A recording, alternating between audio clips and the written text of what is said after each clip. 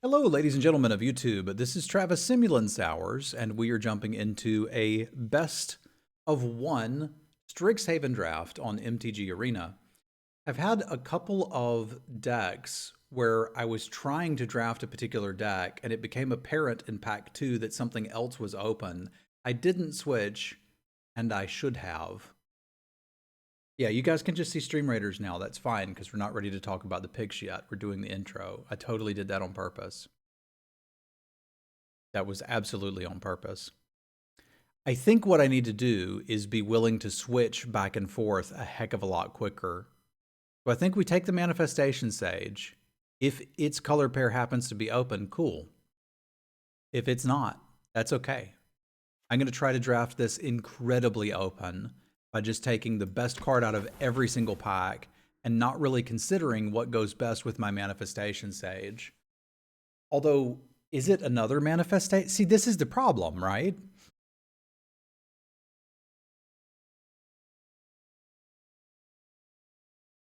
Like, what am I supposed to do here? Take the other Manifestation Sage and then force it? Or take the Bookworm? Truly outsageous? It is outsageous. I think if we're going to go with the idea that I'm positing, we should consider the Bookworm, because that would allow us to play it in multiple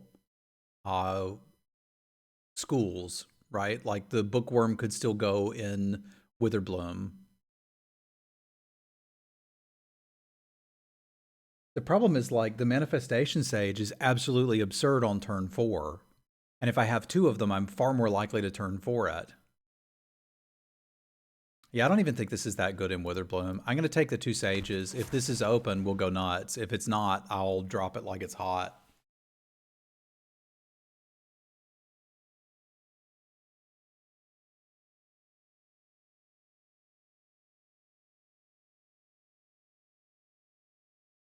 I'm trying to decide how much I like Mage Duel, because I think I like it.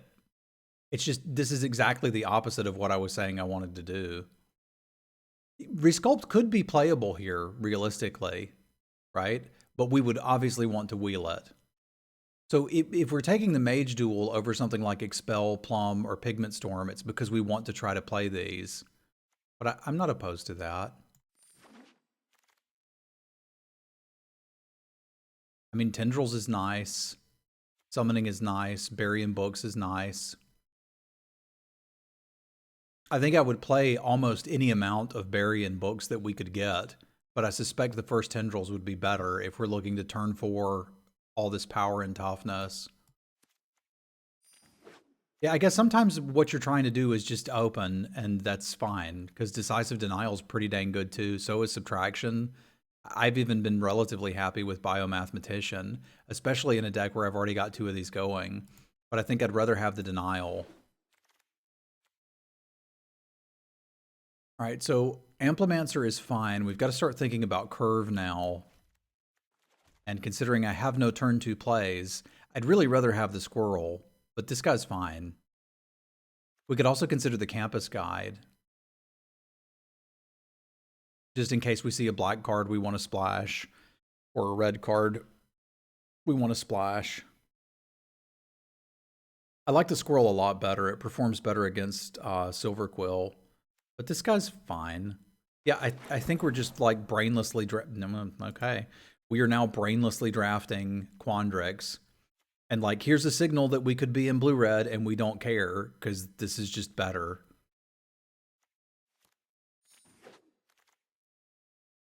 There's the Squirrel I wanted. There's also a Quandrix Campus, which I want quite a bit. But I think I want the first Squirrel. And there's a lesson we can play. Man, this drafting thing sure is hard. I want both of these, frankly, but sure. Man, I don't know why people talk about drafting being so difficult. All you need to do is just open a pretty good rare, get past another copy of it, and then have that color pair be incredibly open.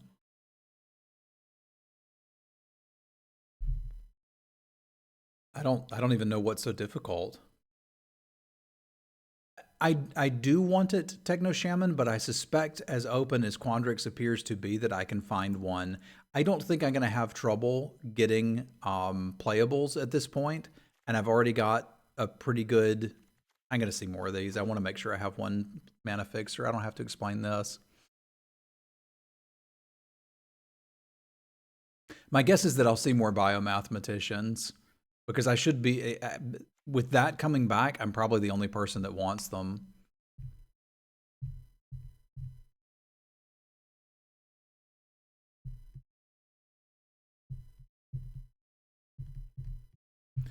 The other 2-drops I want are the Drake, and I bet we'll find the... Yeah, here's another Arcane Subtraction.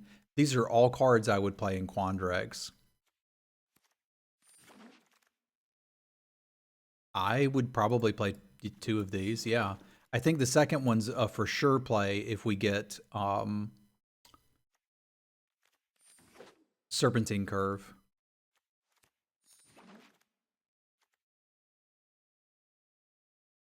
I do think Verdant Mastery is playable, especially in a deck like this, but I don't think it's better than Kelpie Guide, and arguably not better than the Quandrix Pledge Mage, but I think Kelpie Guide is just exactly what we would want here. Yeah, Subtraction gets a lot better with the Drakes, too. That's fair. This is a pretty good lesson. There's a Drake that I want, a Golden Ratio that I don't want. I have had experiences of running out of cards in a deck like this. So I think I'm interested in the teachings. If Ratio wheels, I will still not play it. I think I'd be... Card draw dependent on your board state is scary to me, but I think this is so open I can afford to over-prioritize lessons. Oh, there's like more card draw, but it's card draw that gets me a lesson and card draw that ramps me. These are both fine picks. I think I like the pop quiz, the first pop quiz, better than the first Eureka moment currently, because it's not like we're trying to ramp to that much anyway. But there's our card draw covered. Sure, I'll play a 3/2 flyer for 3 that dies into a fractal. I guess like I said, drafting is incredibly complex, and you have to figure out what's open. So does the pop quiz. See, here's where I feel relatively comfortable taking this mathematician.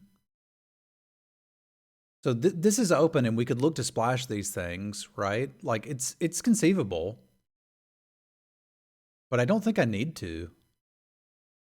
Any sort of splashing I'm doing makes this worse, and I don't want to make it worse. So let's just take our mathematician here. I've already got 3 decent removal spells over here. I don't think I would need to play Cram Session in this deck. I've basically got Cram Session in this deck sort of already, and I'm probably playing both.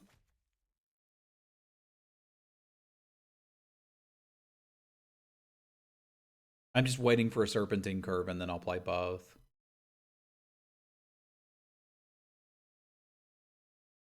I don't know about infinitely better, but it is orders of magnitude better. Like, it might be that you need to turn 2 to get an Environmental Sciences, and you can't because there's no creatures in play. Like, that could happen. Okay, there's literally the card I said I was waiting for.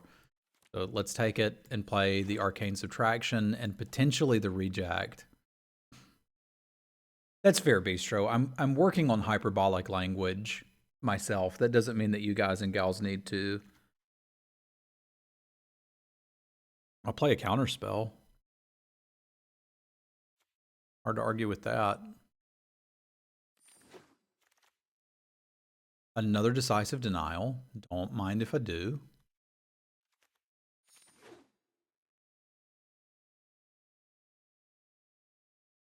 Could probably use one more 2 at this point.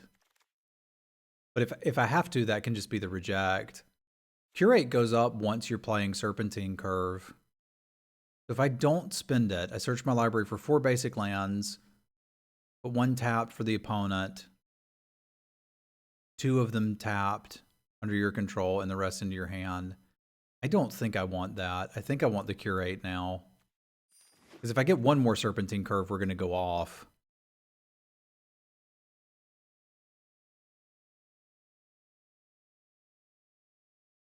Yeah, I would imagine that it is, but look at how high we're ramping. Like our curve stops at 4.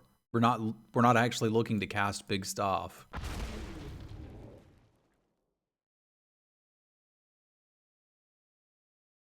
We wield the Eureka moment too. This may frankly be too much card draw, but neat. I'll suffer.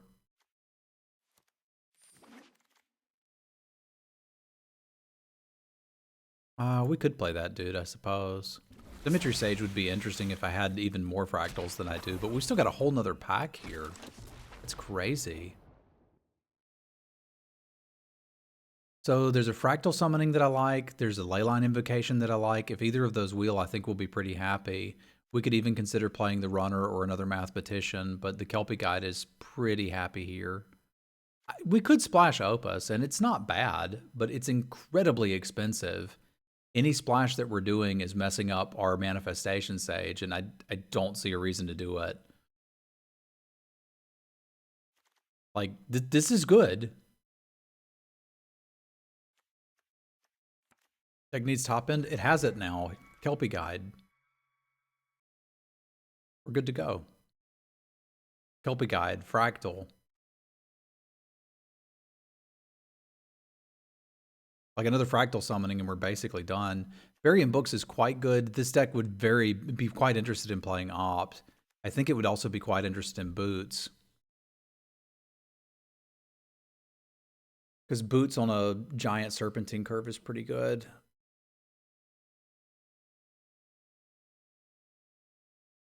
I think I like the first Berry, but I could see an argument for either of those.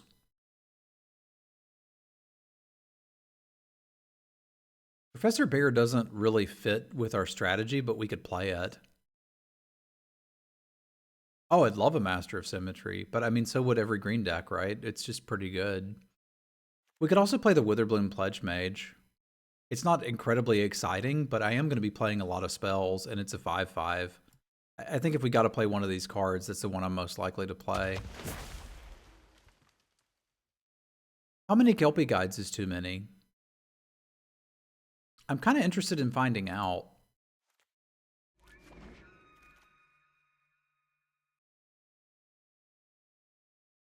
So at this point, Quandrix Pledge Mates looks good. So does the Vortex Runner. But I'd have to make room for it, and I'm not entirely sure how we're going to do that. I suppose I could cut one Decisive Denial or a Curate. I don't really want to. I could also just take some gems out of this pack. I feel like the Pledge Mage is going to be pretty good. Frankly, it's just better than the Biomathematician. And there's our top end. We'll finish the game with this. And now I got to make room for this too. This sucks. I've got too many good cards. Our deck is too open. Like, I want to play this Opt, but now I've got to make room for all these good cards. What do you even do here?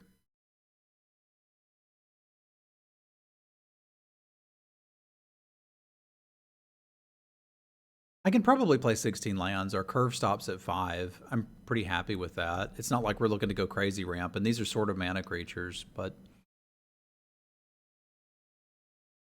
I also don't need like an absurd amount of card draw. How did I orchestrate this draft? I blindly started picking Quandrix cards, and it was incredibly open.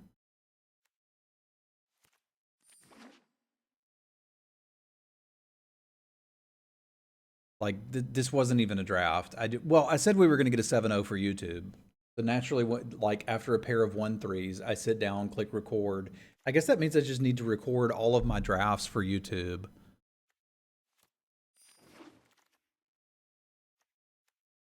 We could splash it, but we don't need it.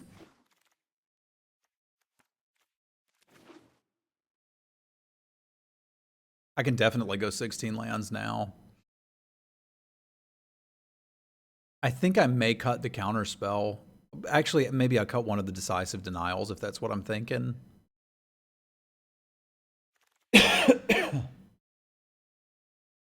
Oh, I fully expect to 0-3 Techno Shaman.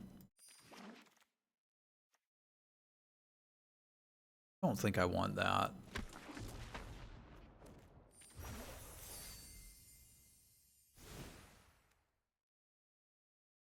So I would need 2 cuts from this.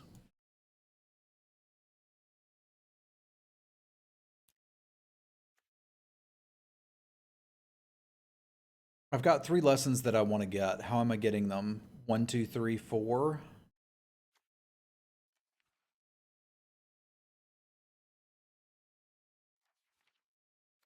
I think that means one of the cuts would be Eureka Moment and Arcane Subtraction done.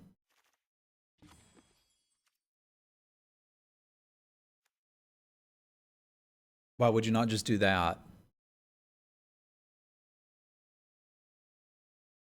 So the pop quiz does the same thing as Eureka Moment, except I have the opportunity to get one of the lessons that I want, and one of the lessons that I might want to get is more card draw. These are less likely to be removal spells, and the Arcane Subtraction is pretty spicy with the Drakes. But I only have 1 Drake. The other option would be to cut a Decisive Denial and play the other Subtraction. Which I also don't hate. I don't have to play Curate either. I could cut this and play the Subtraction. I think I like that better. Because that means over the course of a game, I would be able to get all of my lessons. Decisive Denial is prey upon and negate having a baby.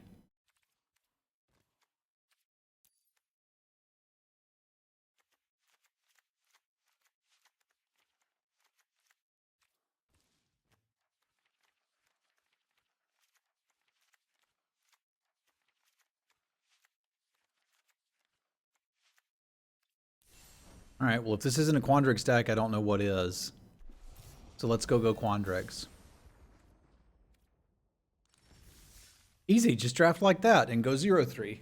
I like it.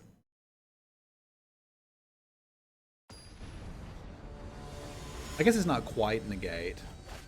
Yeah, it is negate, right? It's mana leak and negate.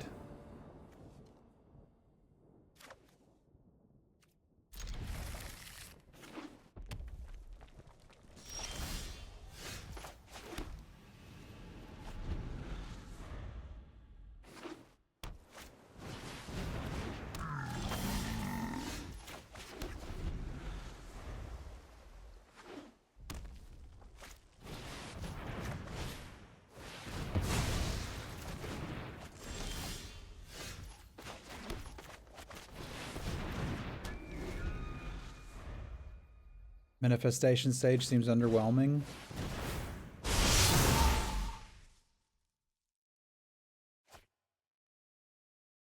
You sure about that? Allow me to whelm you.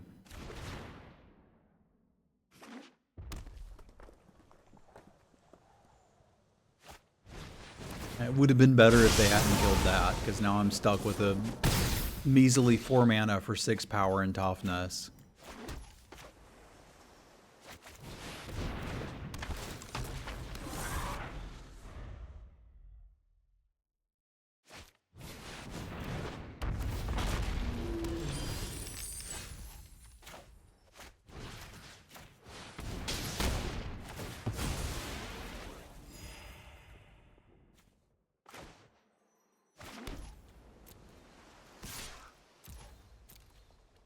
It would have been a 5/5 if they hadn't killed my Kelpie.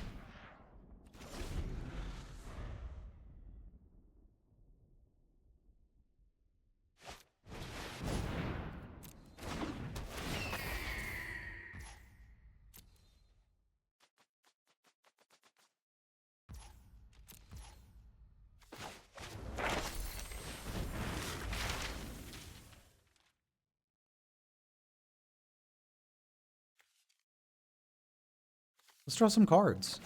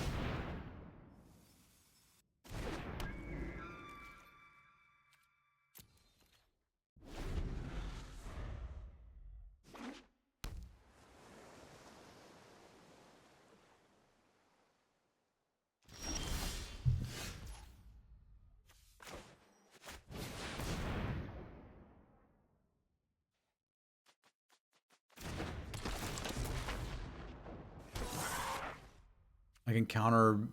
I can't quite counter Burying Books here, which is unfortunate.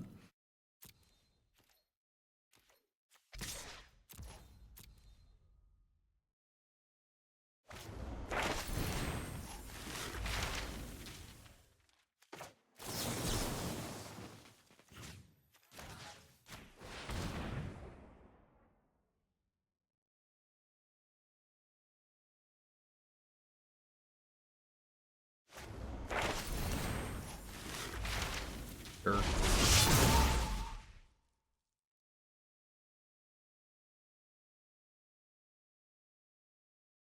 They're doing a lot of math over there.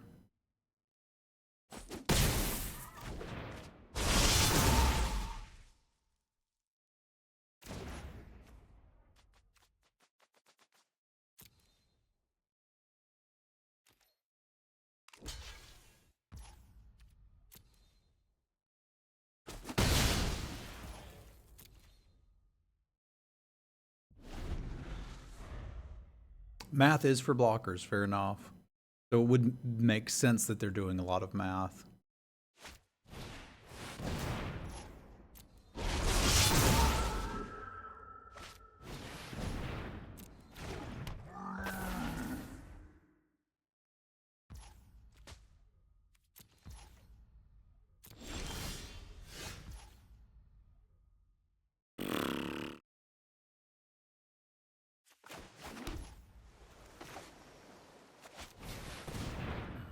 Do I want a 6/6?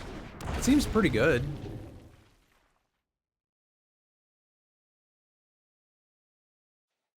This board's awful clogged, though. Nah, that's probably good enough. It's big.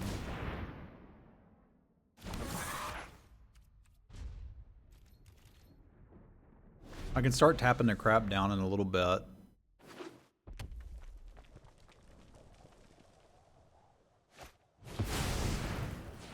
It turns out I did want the 6/6.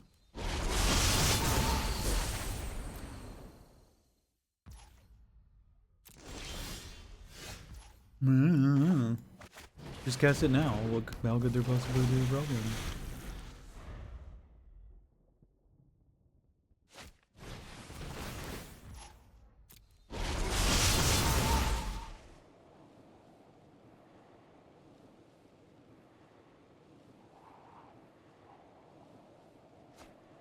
Yeah, the campus is online. The problem is, like, land's a good draw, so I don't see much point in scrying right now. Oh, I could do it. I could do it for free. Duh, I should be doing that.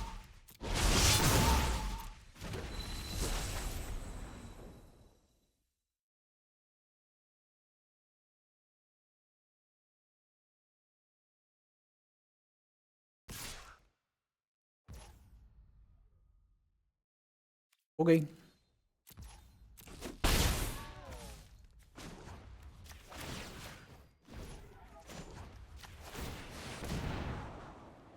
I actually don't want another Kelpie guide. I either want the first one to do something or to draw a spell. I didn't block that because I'm like, we could draw the Dream Strix and that would be better.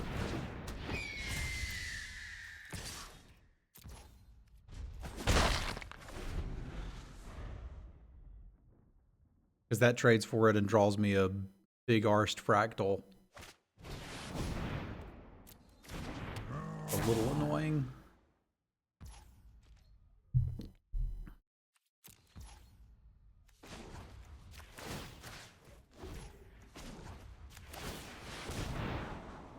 I don't need a 2-drop.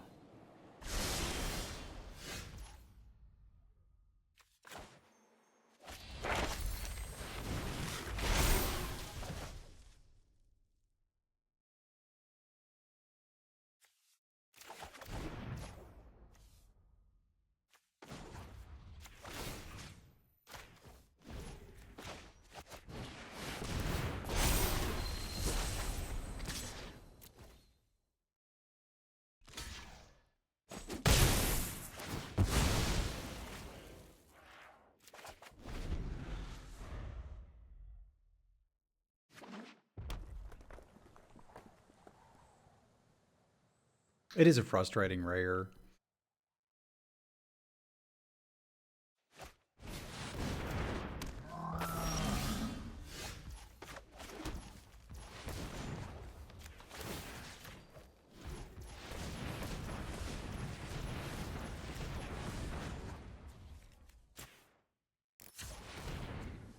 We could do this for 5, 6, 7. Let's do that.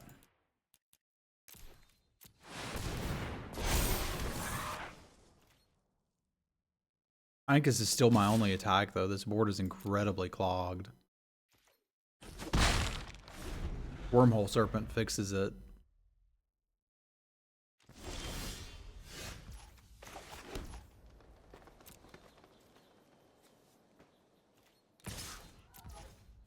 I guess we're technically winning.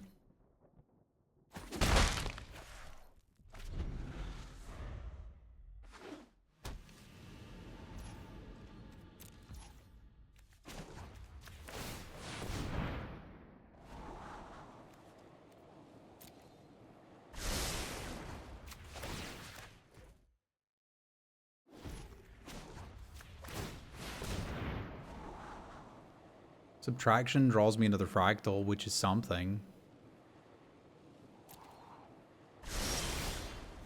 I guess we're happy about that. I could send in with a random 4/4 and see if we can get some value out of it. I probably can't, though.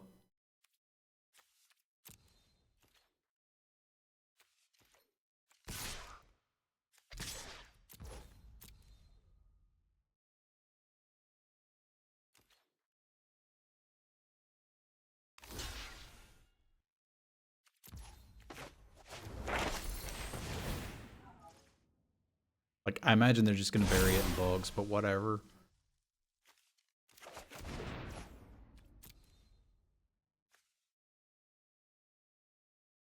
Or do some stupid shenanigans with this and turn it into a 4/4.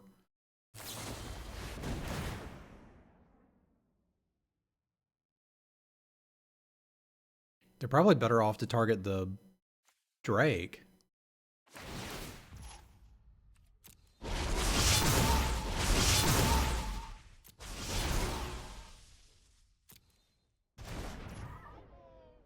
But okay. So what can I get out of this right now? Nothing that matters. I'd rather just tap something or scry.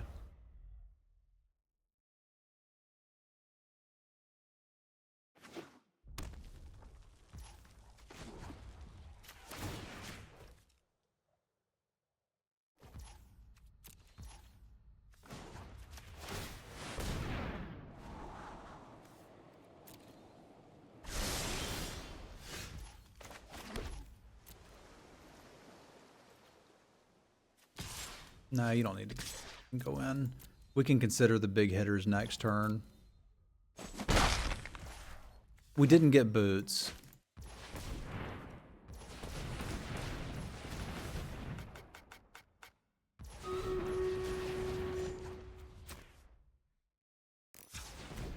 So this would give me 6, 7, 8, and 8, 8. I think I'm okay with that. Although 9 means it would have to trade. No, 9 just means it'd get 8 and throw one of these in front of it.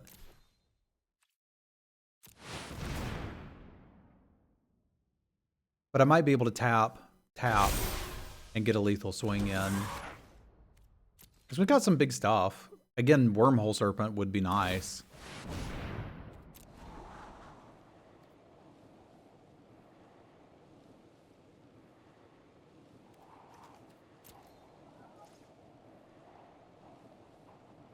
I don't think I'm supposed to be scrying upkeep.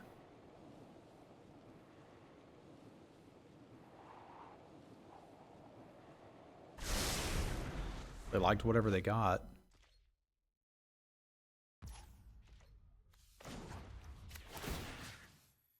No, not that. This.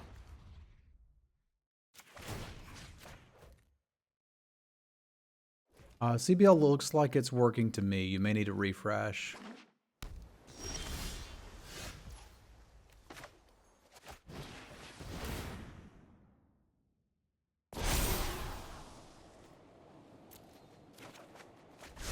I want another big monster. Question is, do I tap down another 4/4 and swing?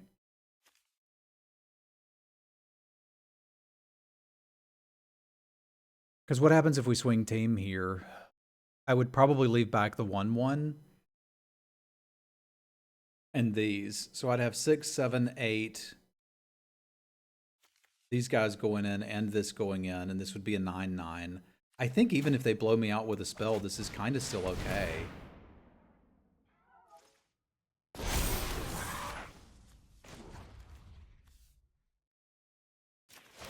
Well, I could leave this back to untap something for blocks if I wanted to.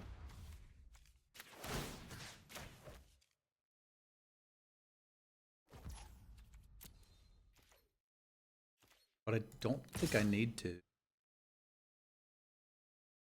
Won't let it attack.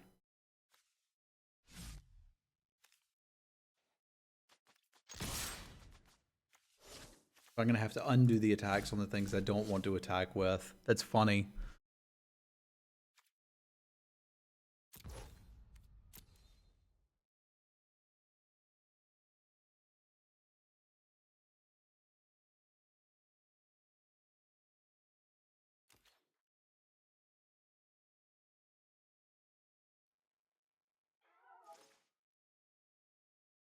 The board just got too wide.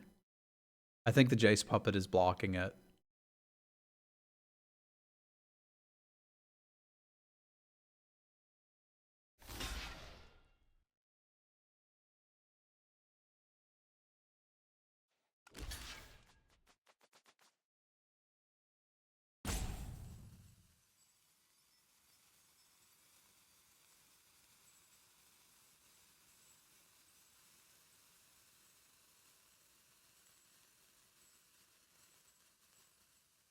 I think this is the start to beginning to grind them down. Because they can't really kill this stuff, you know? They can get some value out of one spell.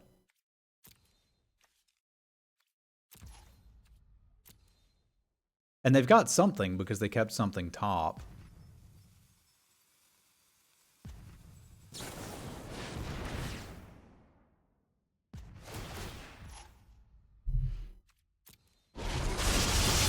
It's a good one to have.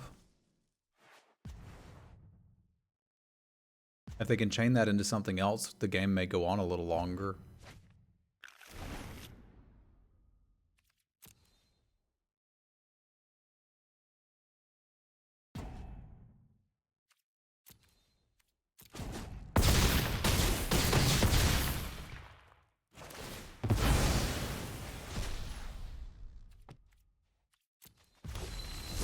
But this feels winnable.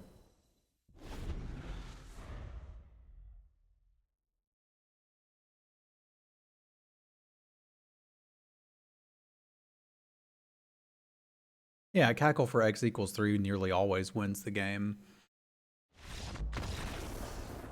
That's the good part about cackle. Okay, let's do our Stream Raiders battle. This time I'll let you see the Stream Raiders battle. I think haste is more valuable on this map because the maps just kind of need to be finished quickly. Let's see if this giant buster can do anything.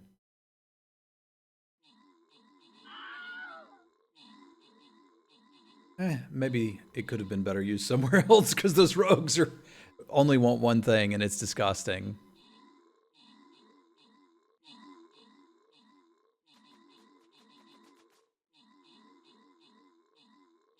You could certainly make decks work that are off school. I just don't think you'll be rewarded for it very often. When swinging team have won outright, possibly.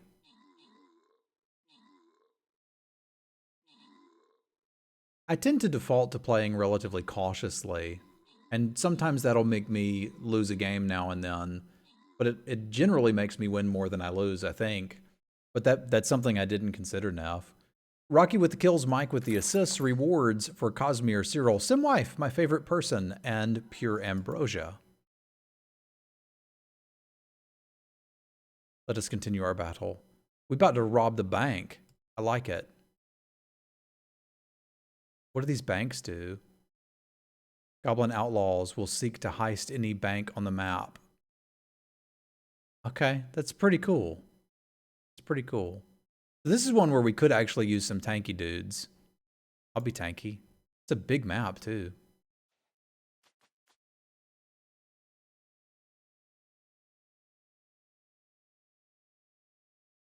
We're going to Old Orcs Town.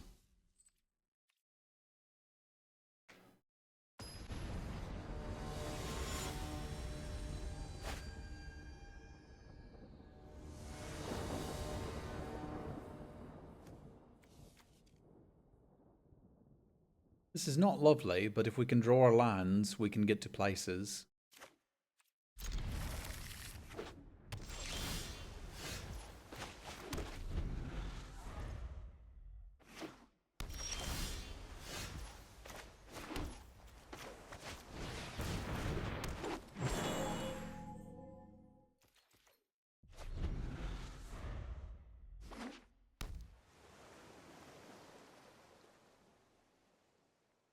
What you want is orc chops.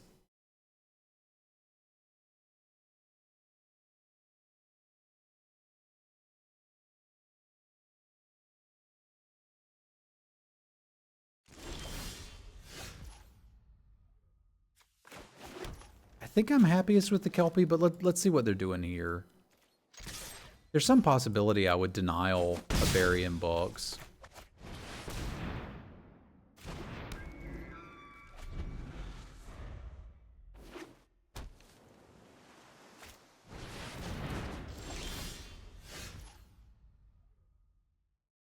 Guess I'll just take it back.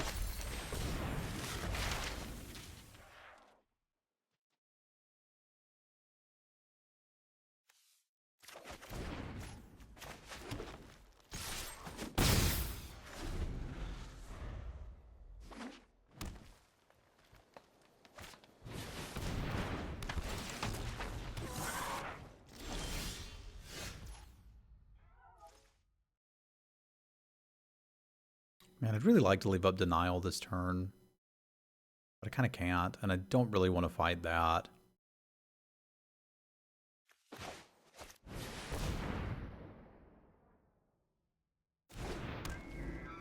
It was awkward, but it did buy them a lot of tempo, and we're still hurting on mana.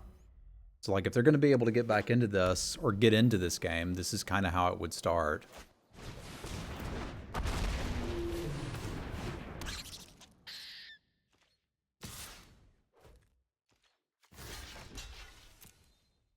They got a subtraction here, I'm betting, but kind of can't do a whole lot about it.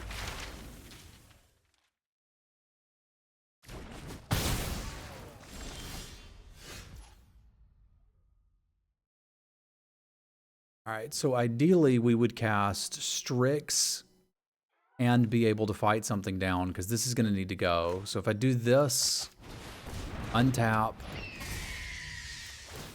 opt,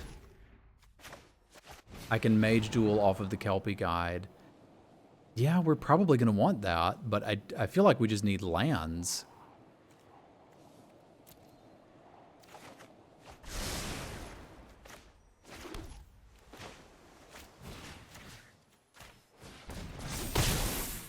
I really wish we could have left up mana to Decisive Denial the Fractal. I'm not sure how we're going to deal with that just yet, but that is a problem for future Travis. Not a problem for current Travis.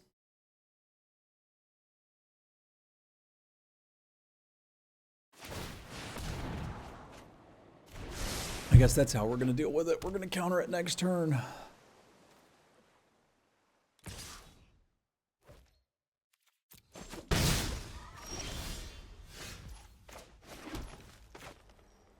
I can do this and still have that up.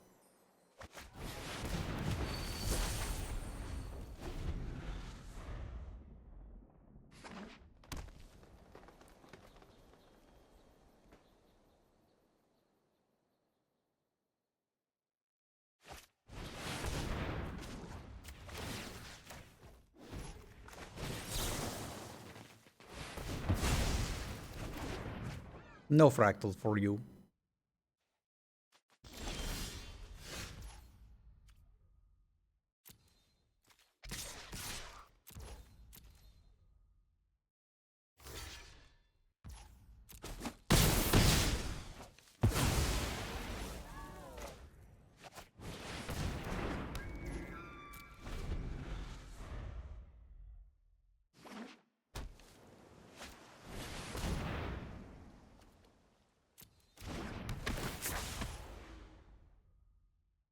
I could fight that one, but I don't think I care about a 2/2.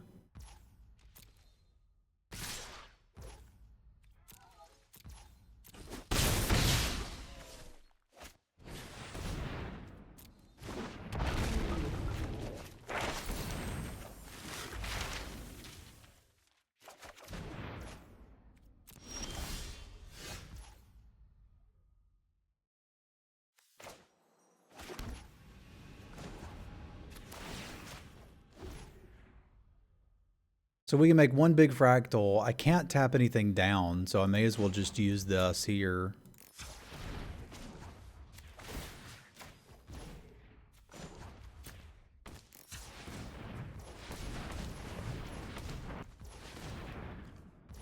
And we would do this for 6.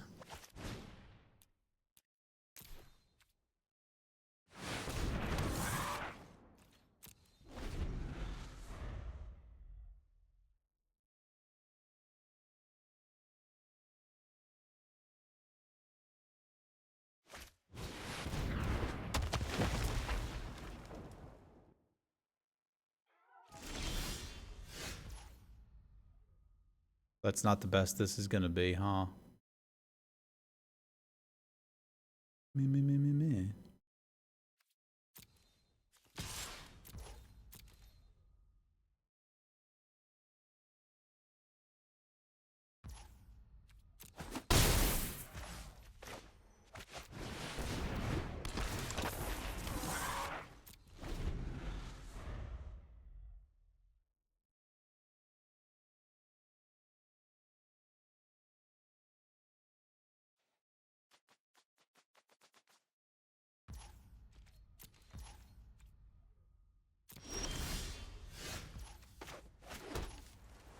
Now things get interesting.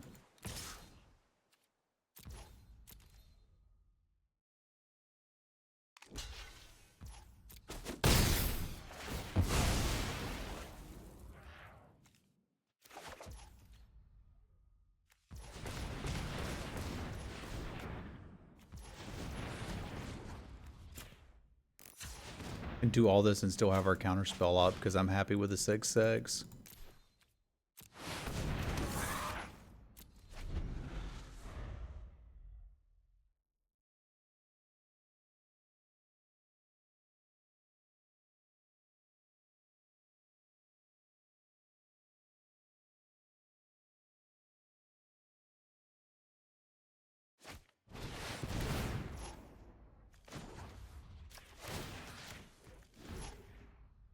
That's actually not what I want. I can't counter that. I can just fight off of it if I want to, which I think I'm pretty happy with.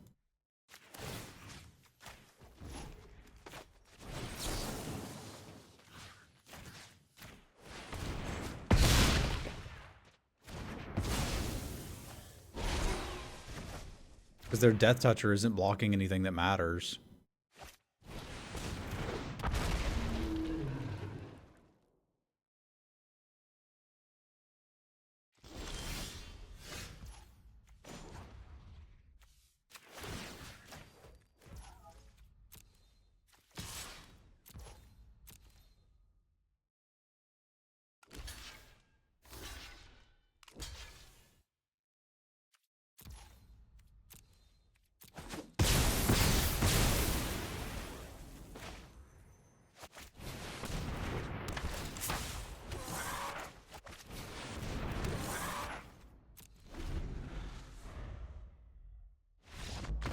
Bye-bye.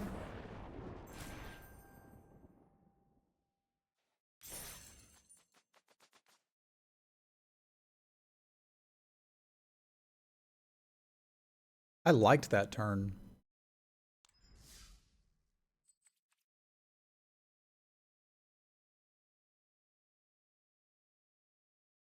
Hey, you're not playing the card because of how good a top deck it is. You're playing the card because of how good it is to turn for it with a Kelpie guide.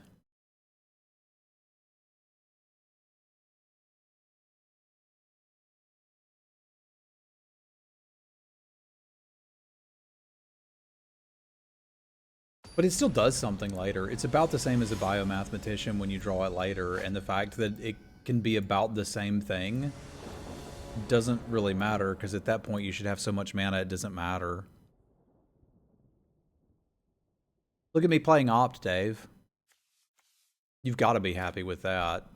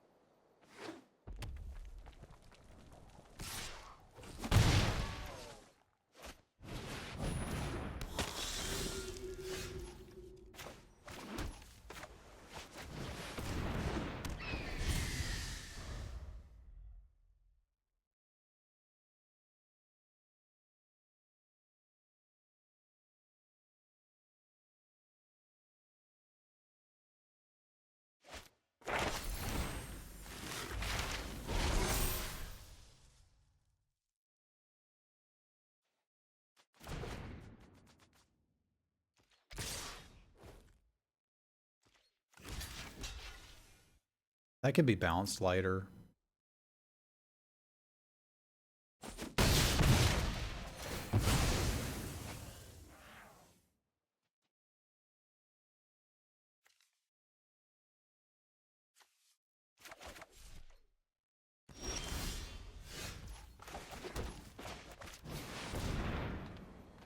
Or just killed with the decisive denial.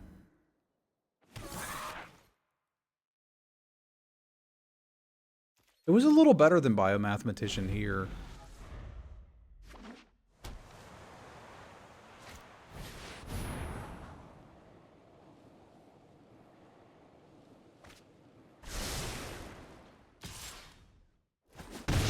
You're racing this?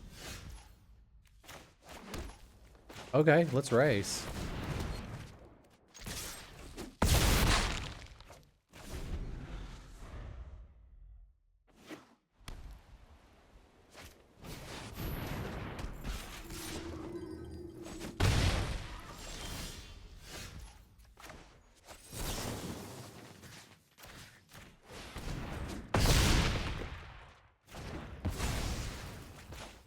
I think the only thing that messes this up is a Wrath, so I'm going to play around it.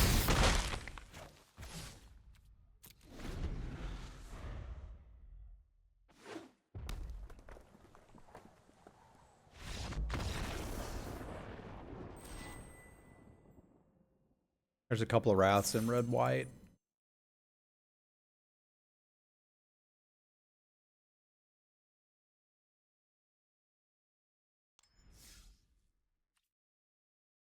So we've broken the format. Just open a good rare, get past a second copy of it, have the deck be incredibly open. You're good to go.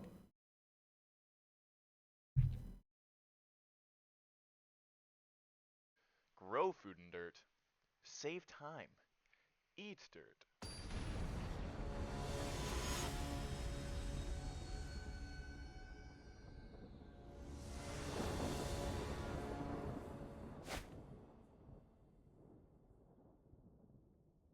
All right, I like to party.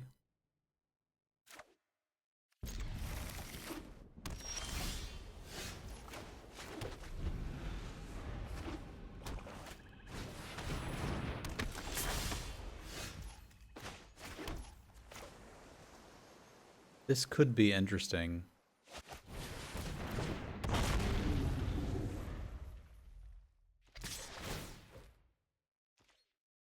I probably just need to be a grown-up.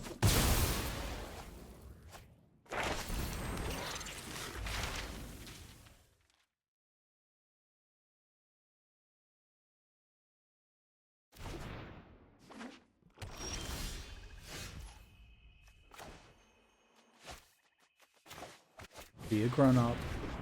Yes, we're going to bounce it. No, we can't bounce it. Okay, so we're not going to bounce it.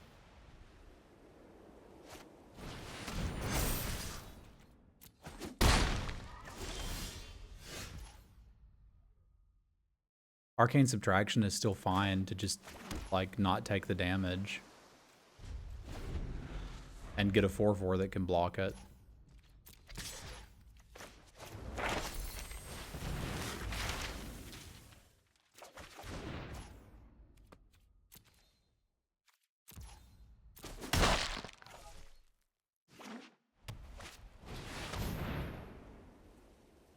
Got something to get back with that? Yeah, they got the Poet to get back.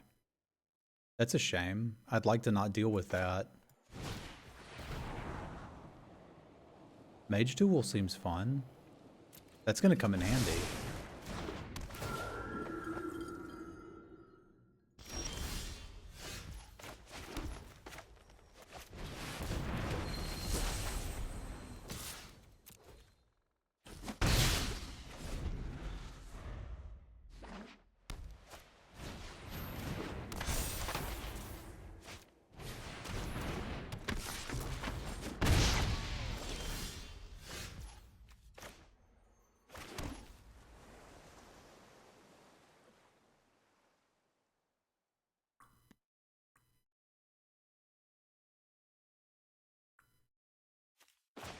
I kind of want to Decisive Denial this, let him put the counter somewhere, then Mage Duel it. I think I'm going to do that.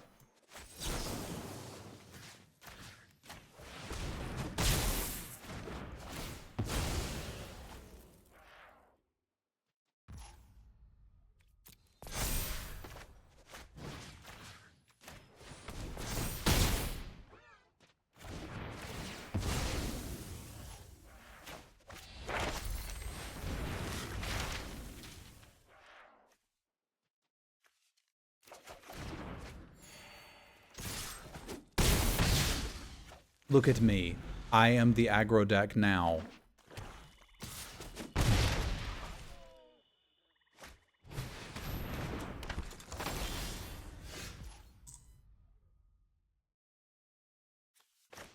It's pretty good in this deck, yeah.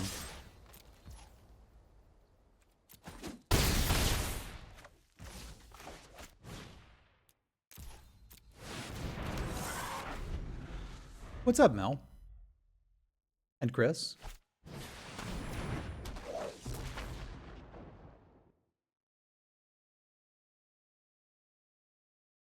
I'm sorry, Techno Shaman.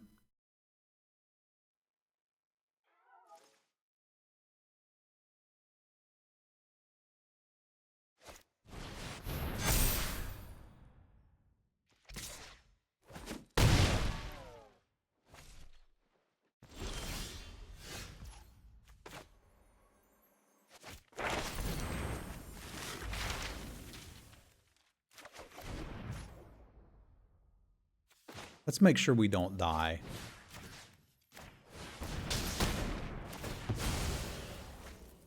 Because it seems like it'd be hard to die from here, and they agree.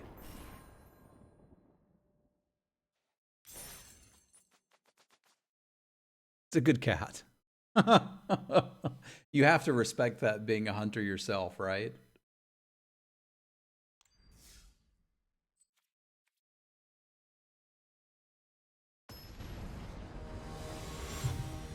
Yeah, but what if they have an expel? That's where I'm talking about. I tend to play more cautious, especially when I've got a deck that's this good. I don't see a reason not to play incredibly cautiously.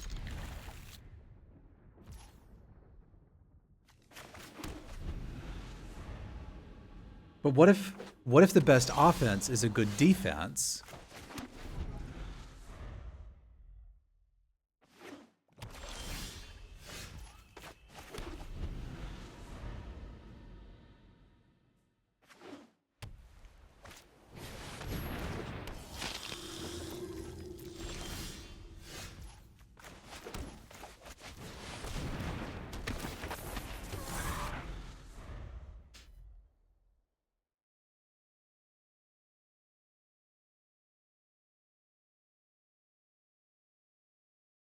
I remember them being about the size of mice.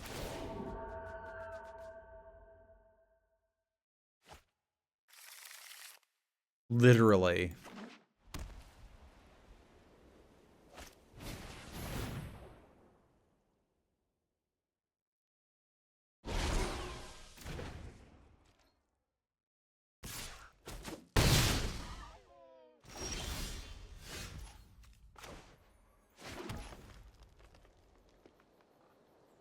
kind of do want to mage duel this. I don't see much reason not to fire it off. I can still hold up subtraction and denial. It's fine by me. I don't think I care about taking 2. I don't really want to trade this off, but I think I'm going to, because if they had Umbral Juke, I could just counter it.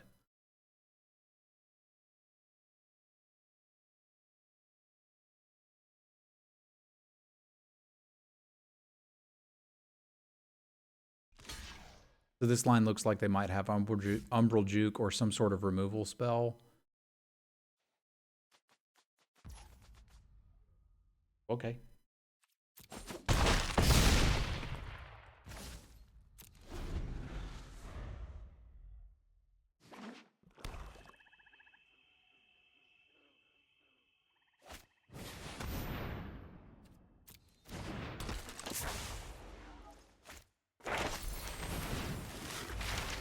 Why counter that? Kinda don't care.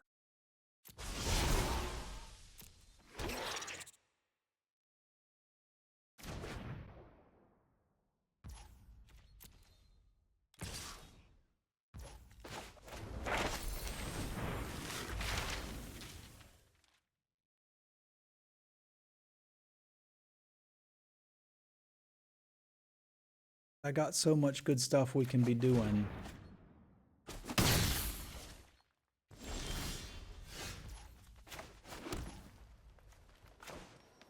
Like drawing cards. I like drawing cards.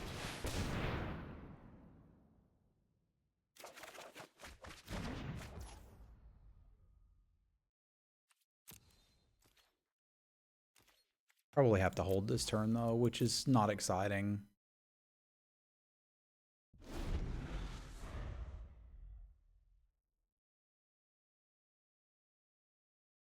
That's pretty great, Nexus. Yeah, poor Dutch.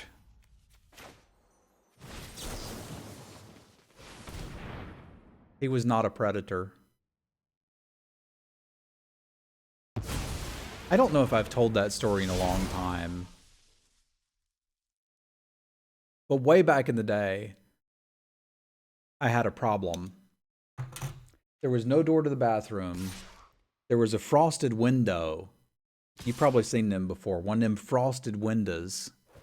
Got Lash of Malice, I guess. Maybe God's willing? This seems fine. I don't know why they're not attacking with the 2-1.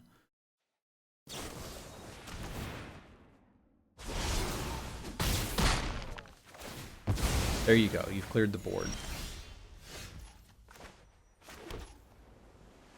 Do I want to just subtract? No, I want a subtraction and block and then start casting these. It'll be even bigger. I'm going to tell a story, but I have to win the game too. All right, so there's this big bathtub. There's windows over it that are frosted. And every morning about 7 o'clock, birds start chirping. And Dutch screams at them like you do, and then jumps to catch them and falls in the bathtub. And it's really freaking loud, meaning I can never sleep. Is this only target of a spell or an ability? Okay. That is a bit of a problem.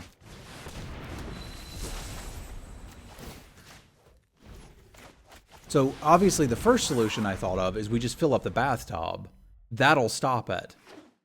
That did not stop it. That made it louder. Because that means he gets up on the edge of the bathtub, screams at the birds, jumps for the birds, and then falls in the bathtub. That means now it's louder and there's a mess I've got to clean up, which was incredibly not helpful. But all this to say, Dutch seemed like he was very interested in getting birds. So I had a sliding glass door, and eventually one day, a bird flew into it, broke its neck, and it's laying there on the patio just kind of flopping around. And Dutch is very interested in it. So I was like, you know what, buddy? Here's your day. This is your day. And I opened the door, and he went out and looked at it, and then looked at me, and just kept looking back and forth for a while. And then eventually, He just went inside and ate some cat food. He had no idea what to do with it. He knew he was supposed to be interested in it, but I don't think he had any idea of what he was supposed to actually do with it.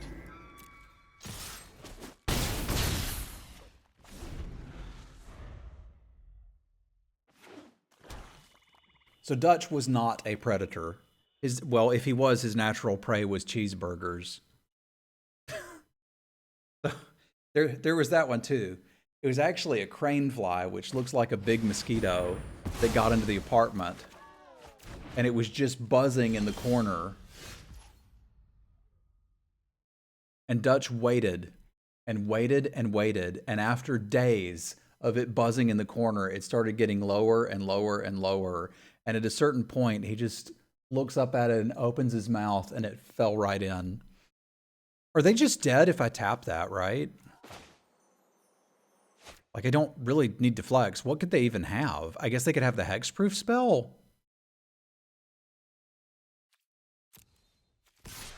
Show me what you got. If they've got the hexproof spell, they can use it to kill this, but then we'll just kill them with the serpent next turn.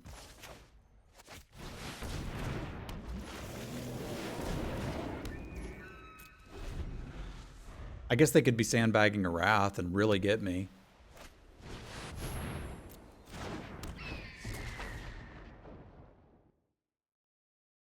It does not look like they are. Yeah, that'll do, pig.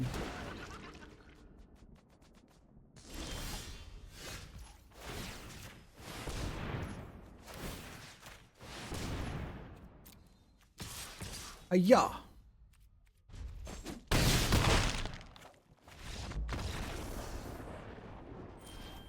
Have a good one, Dave.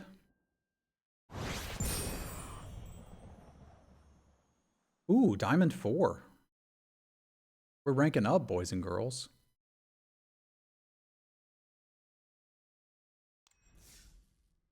All right, we probably have time for the Stream Raiders battle, because I want to crash this Goblin bank.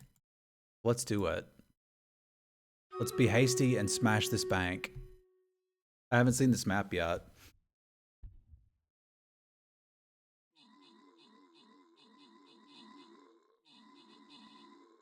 I assume it's good if we get to the bank before the goblins.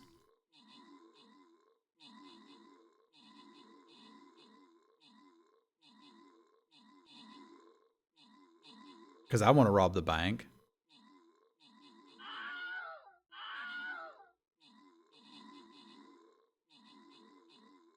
Diamonds are forever? I hope not.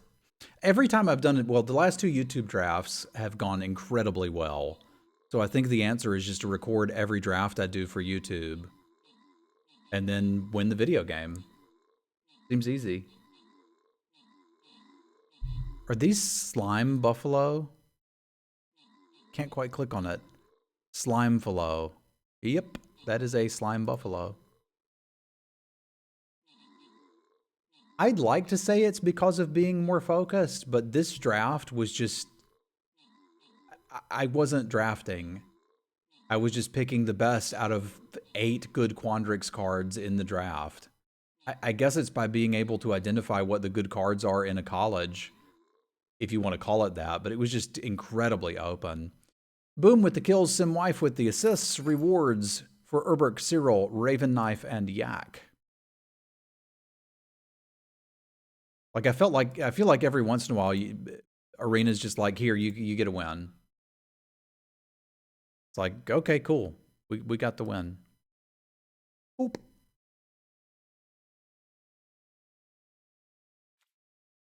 And I miss Stream Raiders Dungeons. Have I mentioned that lately?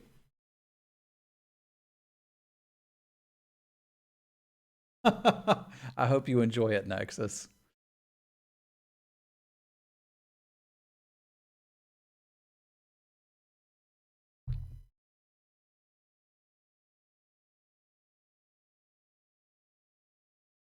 Have a good one, Sid.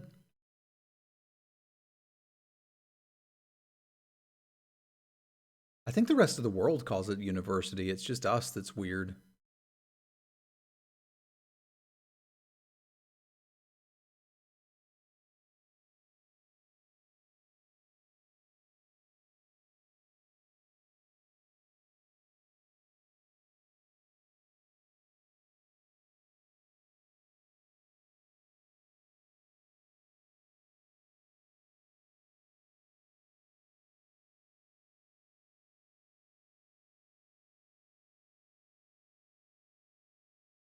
taking a time to find an opponent of equal skill level. I don't know how to spell anything. I try to work with verbal communication when possible. After the first article I wrote for Face to Face went up, I had to get Semwife to edit them because I was bad.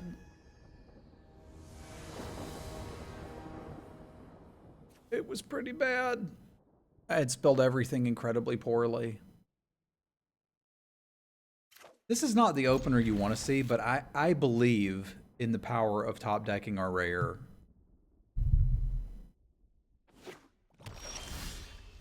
Or just drawing green off the top when you need it, you know? It's pretty good too.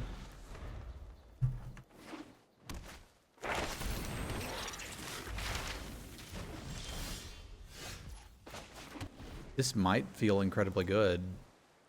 It might also be worthless, but I'm totally doing it.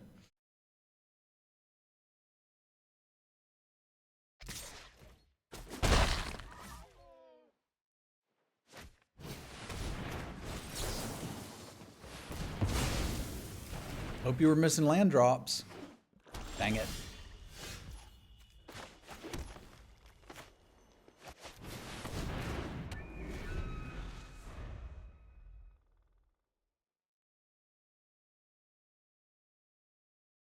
Yeah, I think Marty had told me that there is a college, it's just not the same thing.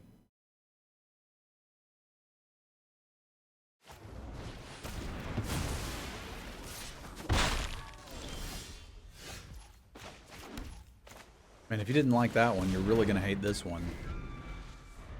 They missed a land drop, it mattered. But apparently all of our Kelpies have flunked out of class.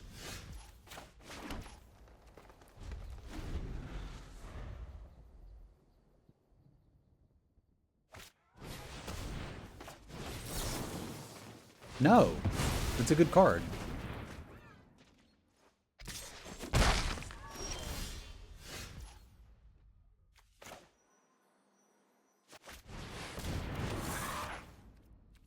I'm holding a few lands for the rare if we top deck one. There's not much that goes over 6.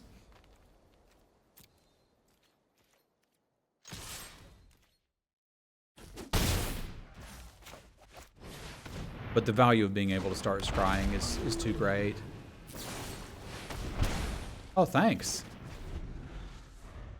Stop hurting yourself.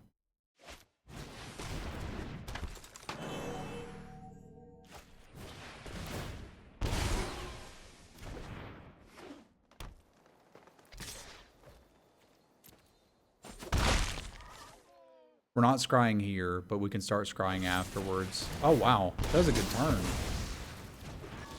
That was a real good turn.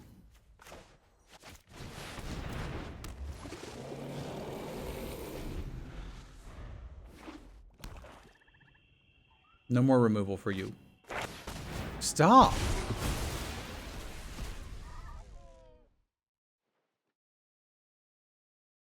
Not with the 2 herpaderps in here.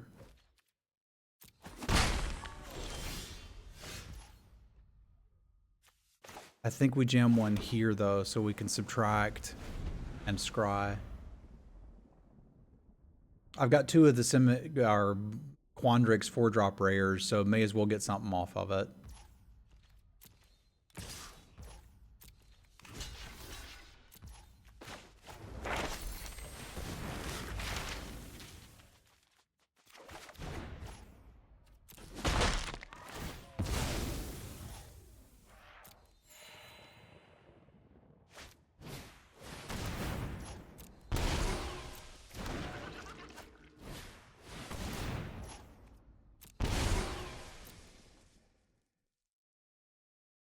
We're not going to be able to get an actual draw 4.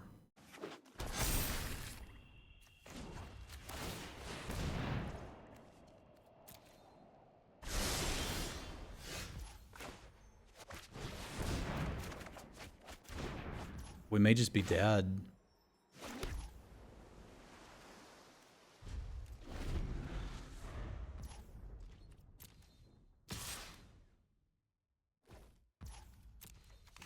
I wanted to 7-0, yo. This feels bad, man.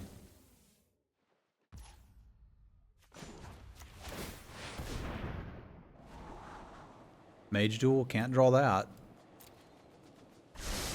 I gotta have a body to go with it. So I can use this to get me a body. It's not gonna be pretty, but I can do it and have Counterspell up.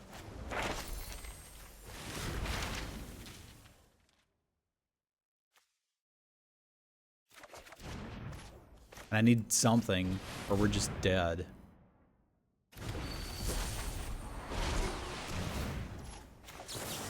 Don't think I want to let you do that.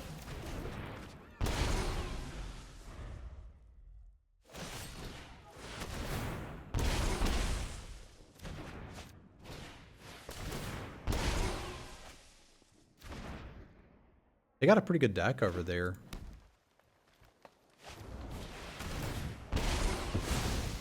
Apprentice is real good. We stopped them from drawing their graveyard. But in the end, it didn't even matter. We tried so hard. I like the deck better when I draw the rares.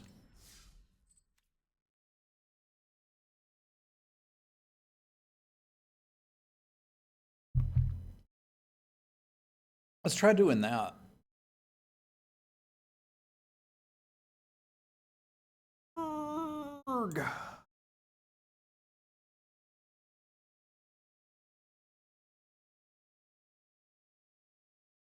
I just meant they had action, and I didn't miss any land drops, so it's the classic paradigm of Screw Beats Flood.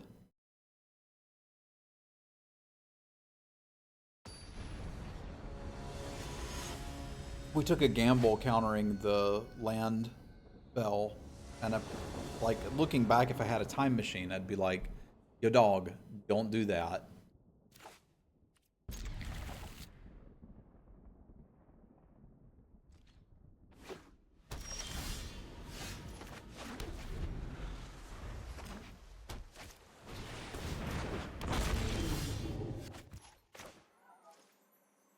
This hand may actually not want to do that. No, it still does. If I need to pop quiz first, I can, and if this is just a 6 mana worth of stats, I'm kind of okay with that. I'm in an awkward spot where... Oh, never mind, I'm not. We are good.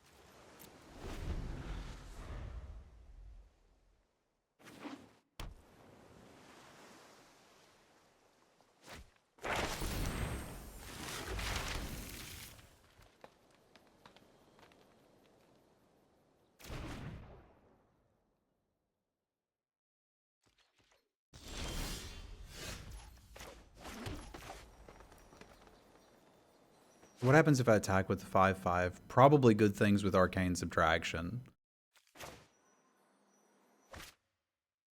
But I don't need to do that this turn. Holding up Counterspell / Pop Quiz seems pretty exciting.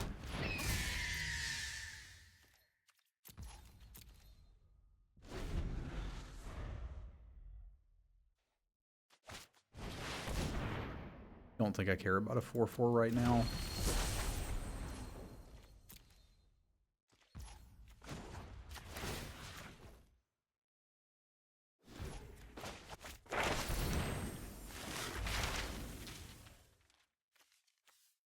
I got too many cards in hands to get this. It's tough to be me.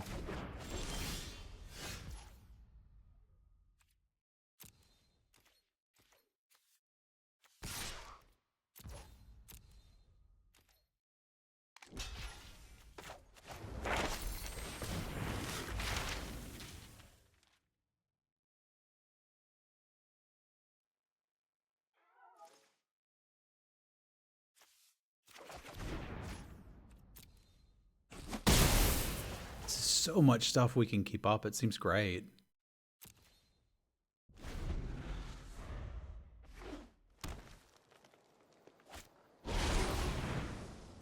Not really down for that.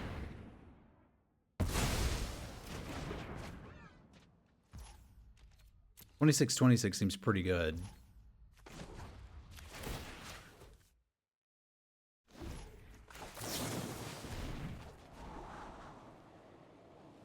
Yeah, I'm kind of okay with just hitting the land here.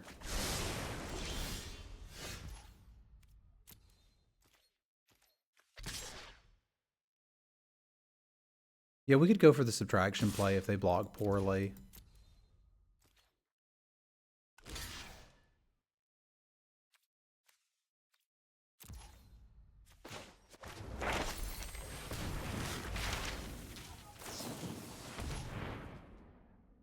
Okay, sure.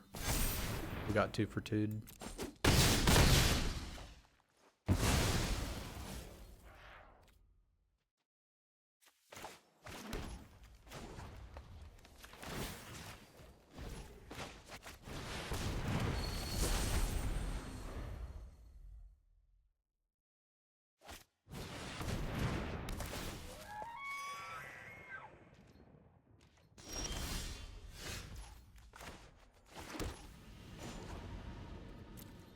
I guess you attack first.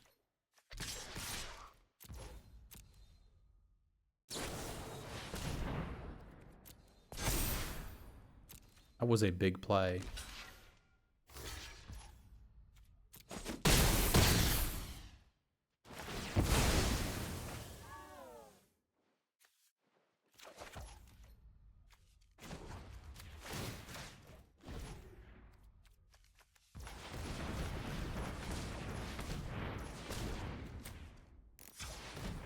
So this would be for 5.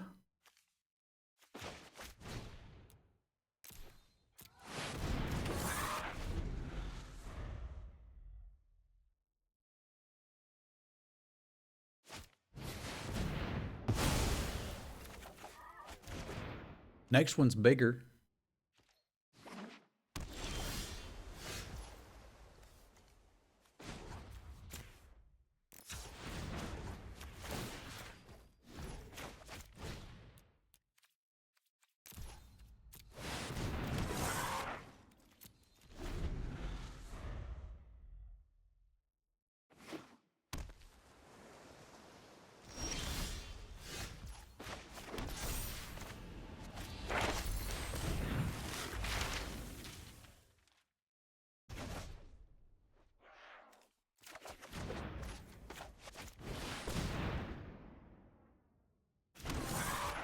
And that's a dag. Kelpie Guide attacking happily.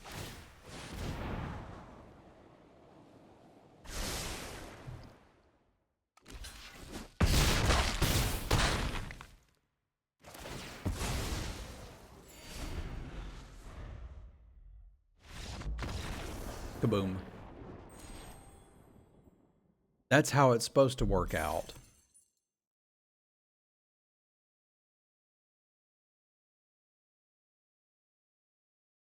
Their head explode. All right. So am I actually supposed to record all the drafts for YouTube now, given that they turn out really well? That was a thing in Zendikar for a while. Like every YouTube video I did was a good Dimir dag.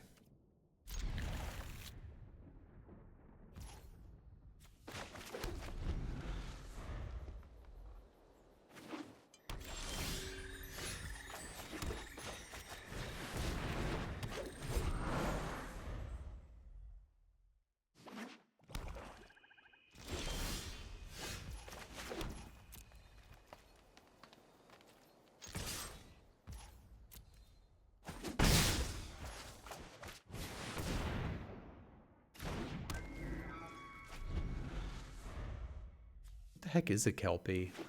I guess it's some sort of kelp horse? Kelp. Horse. kind of tempted to, like, if they think this is worth playing, maybe it's worth just shuffling it back in and countering it on the way back. But I guess at instant speed, I've got too much up to really make a determination with that. If they don't do anything, I'll bury it end of turn. It's a Scottish thing. It's a shapeshifter spirit. Okay.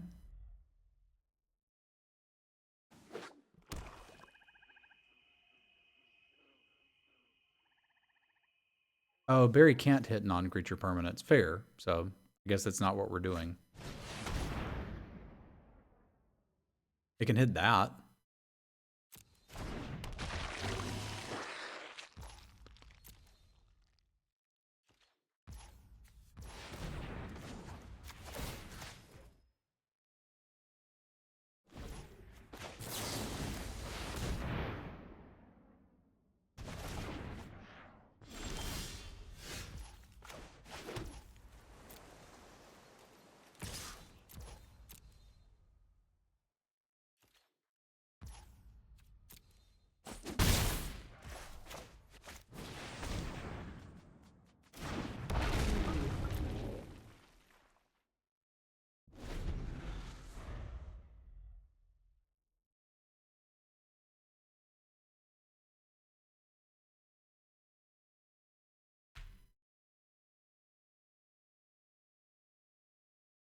Copy Guide's pretty good.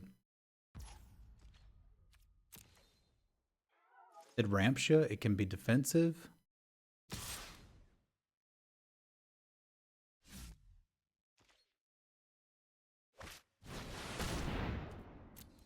That's a lot of Karoks. A lot of land.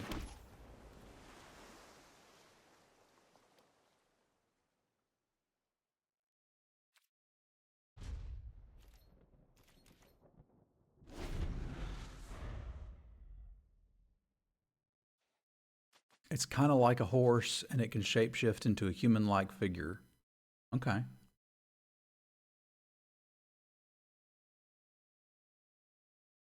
Kelpie. Horse.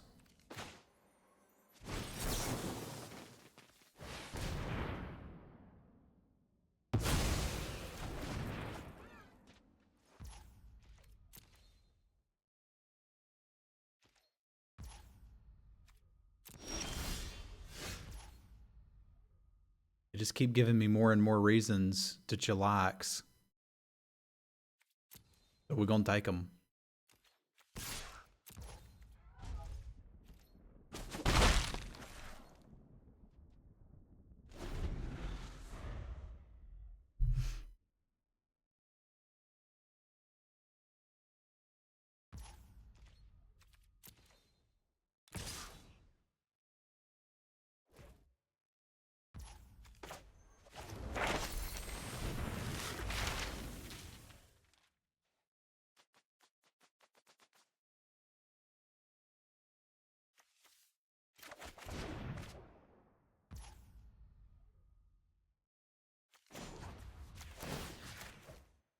This is 5, right? Yeah.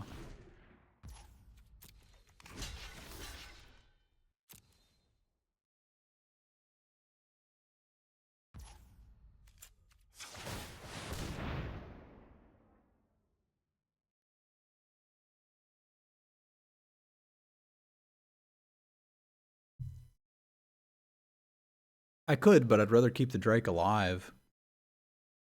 Because they can trade with anything. If they've got a trick or something here, it's kind of like, whatever, you got me.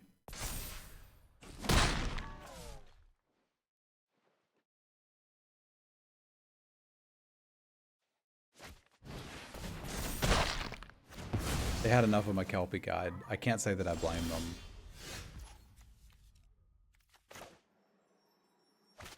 them. I could... It's very likely we're going to play out the Serpentine Curve, but I could hit a tap land and something else I'd rather do. Oh shoot, they can discard a card in response. I'm bad. Well, you know what? We got them. Because I don't mind. But I think it would have been better to play the land first. I forgot about this.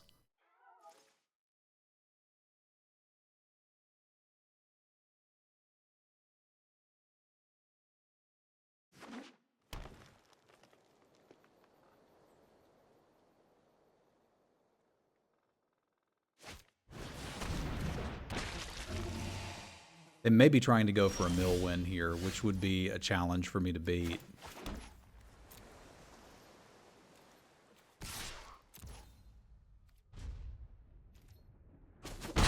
But I want to make sure if they're throwing these away to mill me, they're legitimately throwing them away.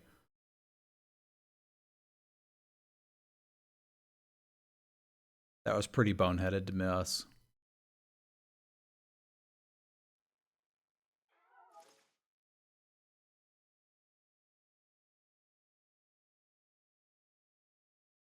I need to take this cauldron next time I'm already in Witherbloom and see it, because I haven't gotten to play with it enough.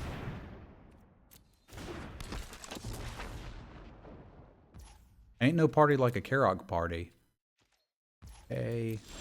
Oh. Man, we are hitting some lands today.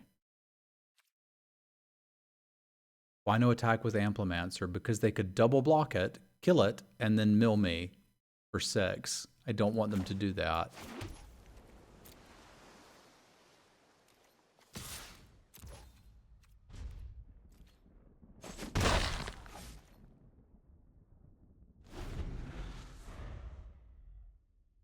I mean, I feel like I'm going to lose to this cauldron right now.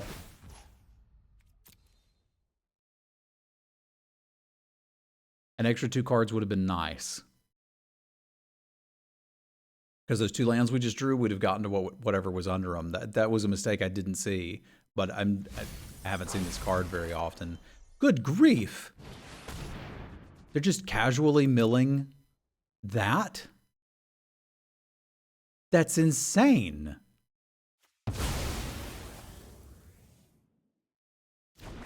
Because they can get it right back. Oh god, this is over, man. We're going to get entirely milled out here.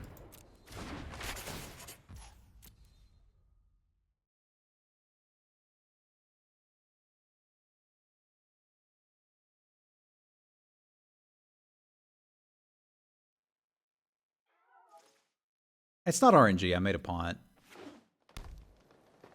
It's difficult to say that that definitely made a difference, but I tell you what, it did not help.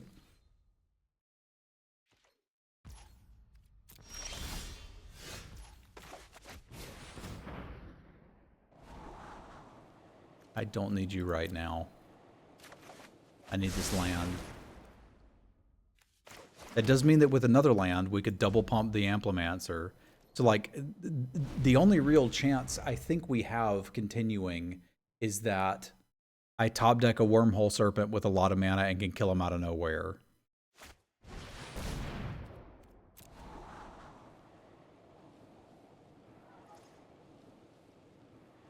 I can double pump right now with this untaps. So that would essentially make this an 8/8. But again, as soon as they block it, they're going to mill me for a big chunk of cards. I still don't understand why they're not using this, but I hope they continue to not use it.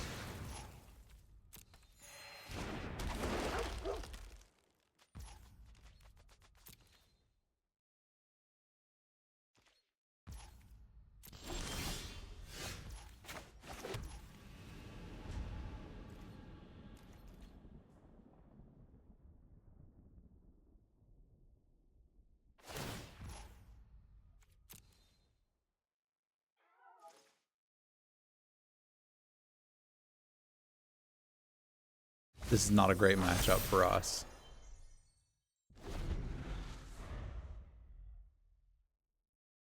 That could happen, but even then, they've got incredible lifelink up there.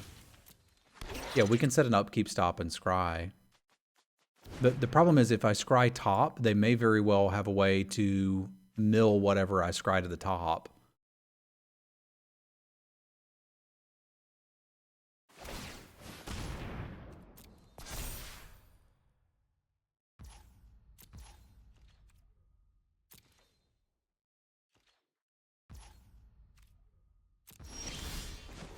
If I scry top, I don't have the land to pump this twice, which is starting to become a concern, but I still think we need to find some action. It does at least take out their, this guy, who's going to get better over time.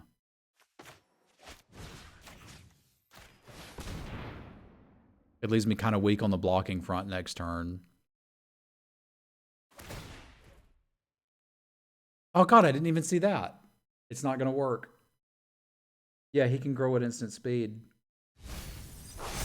So this is the advantage you have on rares that Travis hasn't played against enough. That is just compounding itself.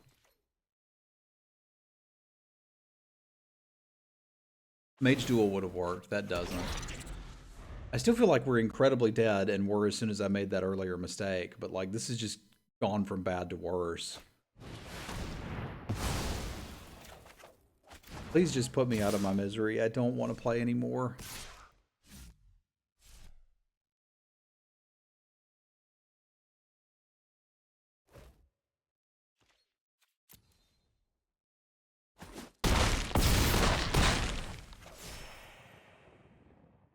Now they can mill me for 12.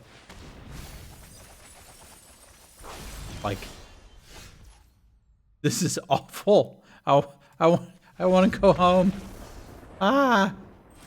Alright, let's reset and do Stream Raiders. I think some of what's happened is I've gotten my handle on the commons and uncommons that you see day in and day out. And I'm pretty comfortable playing against those. But here I'm bumping into cards that I haven't really seen played that much. Because I think I'm the only one I've ever seen that will play the Auric dude.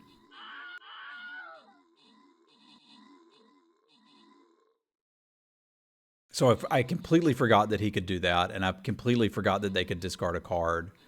Like, there was like a slim chance when I played that divination that I would draw like a tap land and something else I wanted to do, but I was completely unaware that they could just counter it.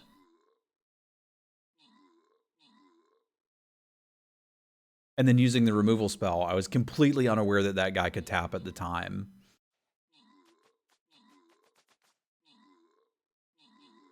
So I think it's a matter of, maybe it's reading fatigue. There's so many words on these cards.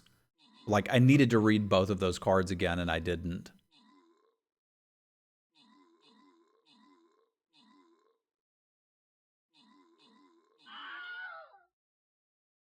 But that's another reason I want to start taking that rare artifact that we saw, so I can play with it some. Because I've seen it a couple times. Like, one time it didn't do anything. I killed them too quickly. That's the second time I've lost to it. So there may be something to the card, because I'd kind of initially dismissed it. I also didn't really look at rares and mythics when I did my review, because I figured the format's not going to revolve around rares and mythics. Actually, I knew it would. I was like, what's the point of talking about them? You can tell a good rare or mythic when you see one. Adam with the kills, Urbert with the assists, rewards for Cosmere, Ambrosia, and Cyril. But I think some of them may be sneaky good. So like the great removal spells, those are great. You just take those. But what about this weird artifact? What are you supposed to do with that? Lose to it a couple times, and then read it. Lose to it a few more times, and then start picking it. Yeah, they certainly did. They certainly did.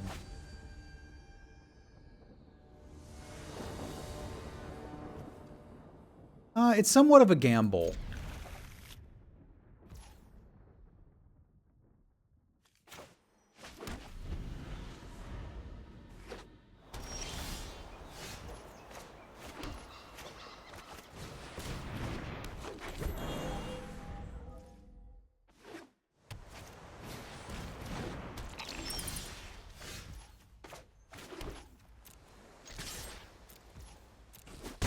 We should probably opt now in case we hit something we want to play.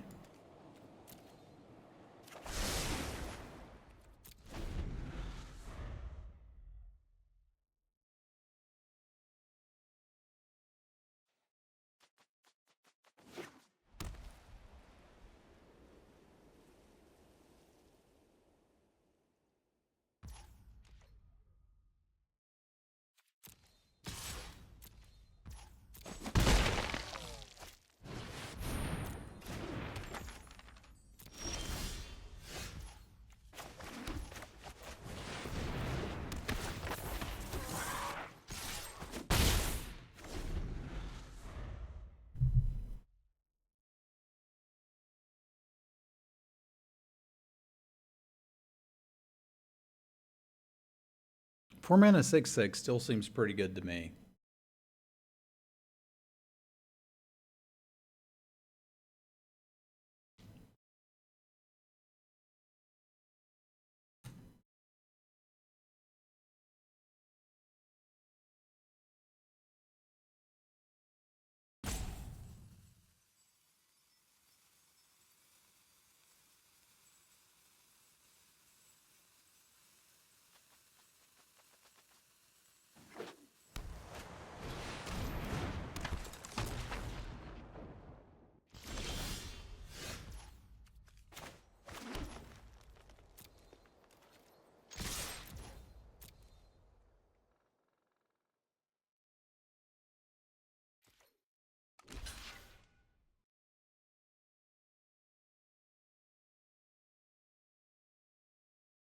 I presume they're on something here, so I think I'm going to use subtraction rather than pumping it.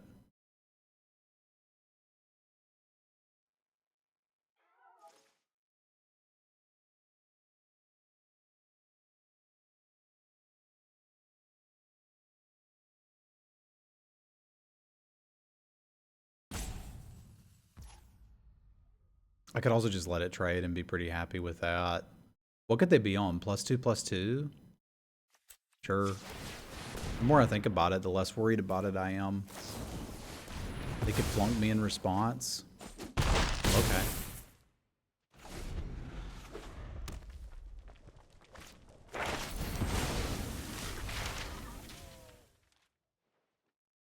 That still leaves us pretty much okay here.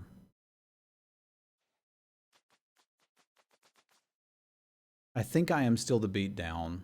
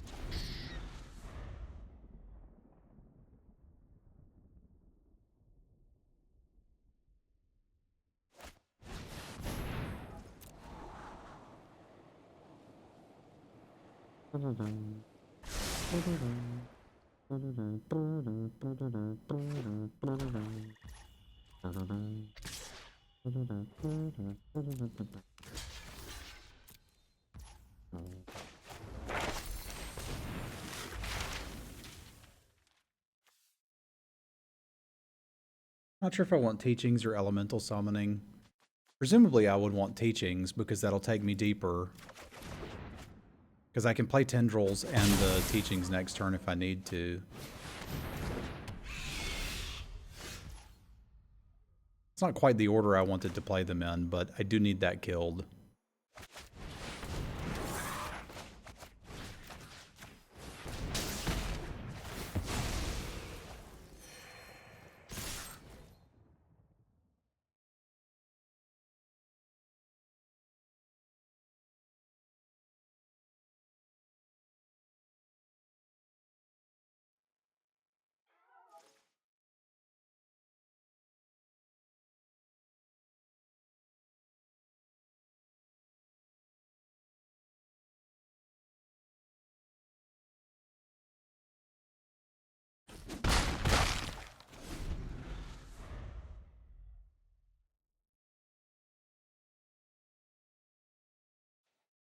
In the right deck, it can be quite good.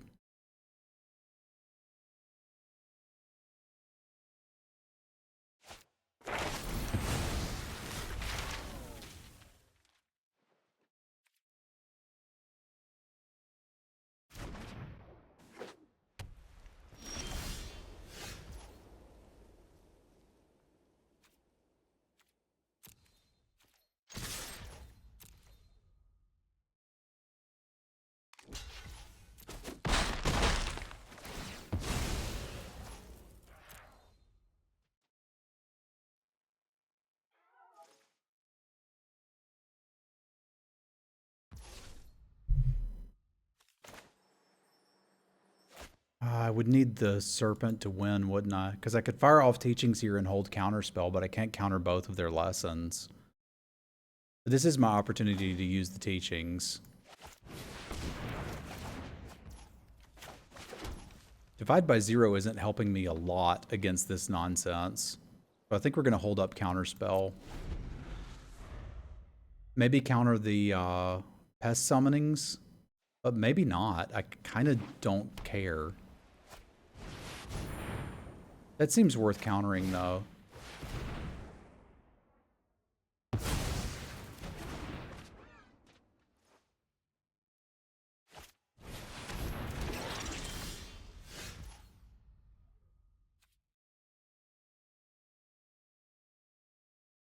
So I can bury one of them with the idea that we kind of get a 2-for-1 and grind this out.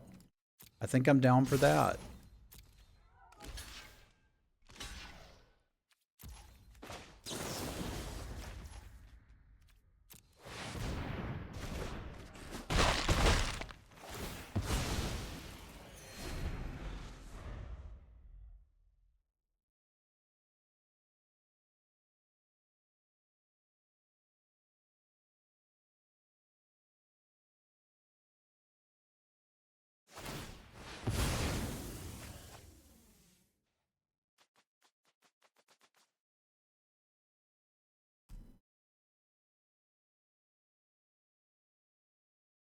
Another land isn't even a bad draw here.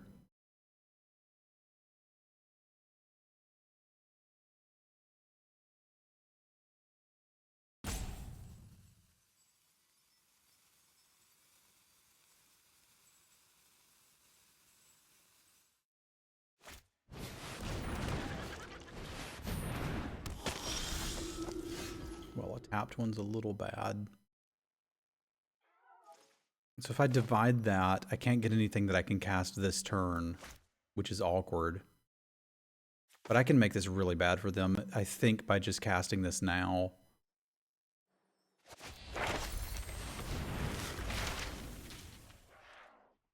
I could play the Fractal Summonings for 2.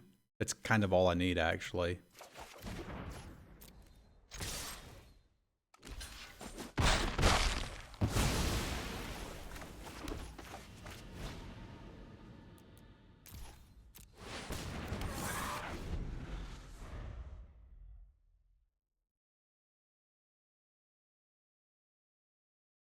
Oh, shoot, it was.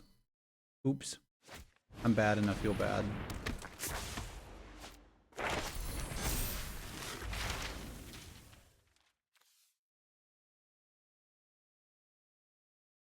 I thought I was on 6 lands.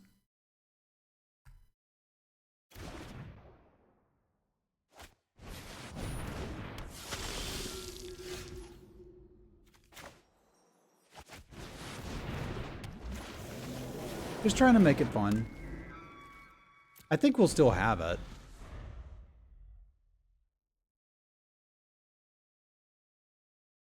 That's a lot of life gain coming our way.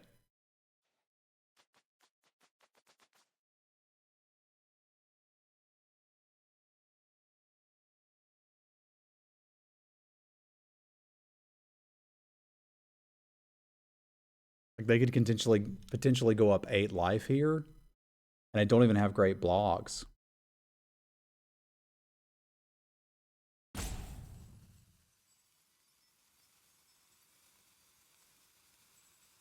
Like, say they just go Expanded Anatomy on the Fanatic and swing. What are we supposed to do? I guess let them gain 8 life. The good news is we could crack back for lethal from that.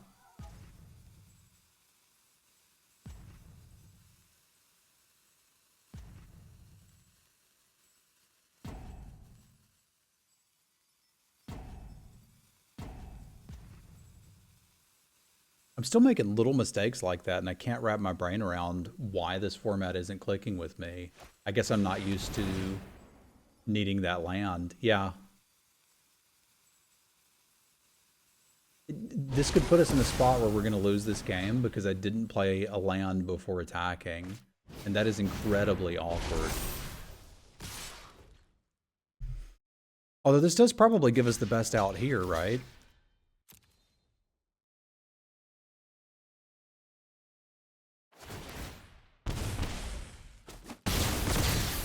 Like, they gain the life, but we can tap that down and not be worried about it.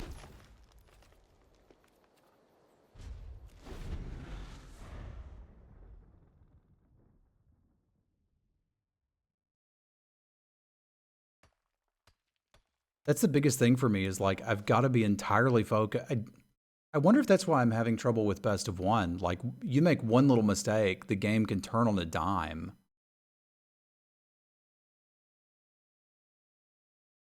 No world in which you didn't want to tap that down pre-draw step.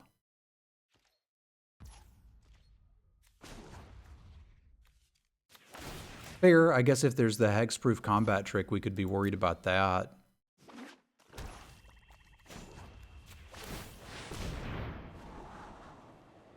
Drake's not a bad draw. I've certainly got better ones.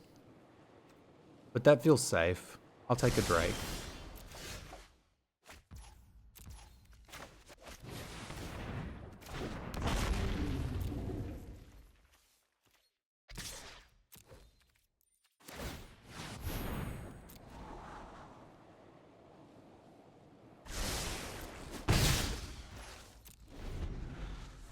I set a stop there. Didn't I? I thought I did. I meant to. Why did that not take?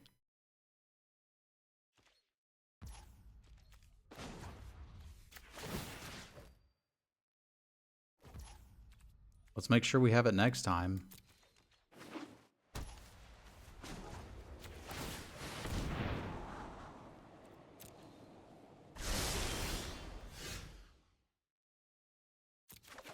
It's counting the step I set on theirs as my own.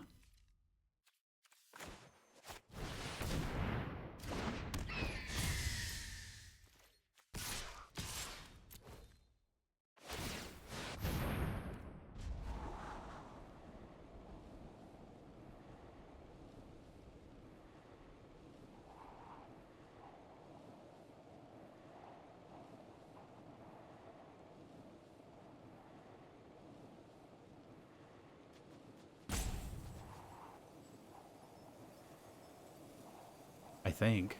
Because I want to stop on my... No, it won't let me do both. That's what it is. You can't have both. You can have a stop on your opponent's draw or your own, but not both. That's really weird.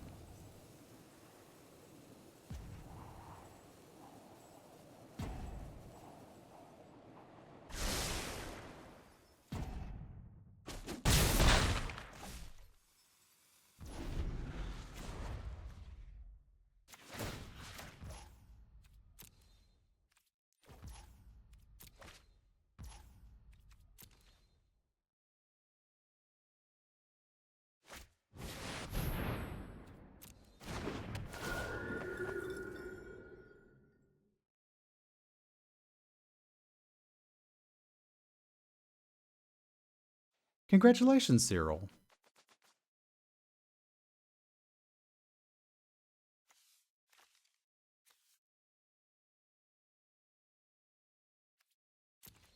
Do they flunk the Kelpie guide and then get me?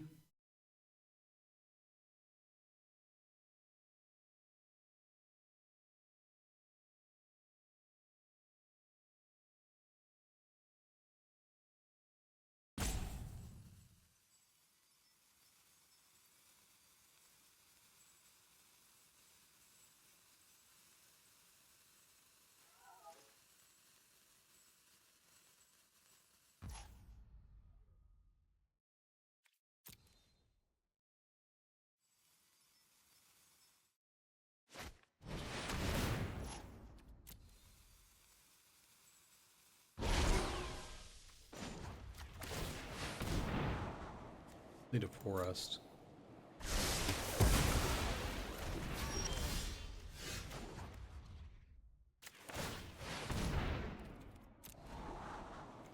Don't need an island.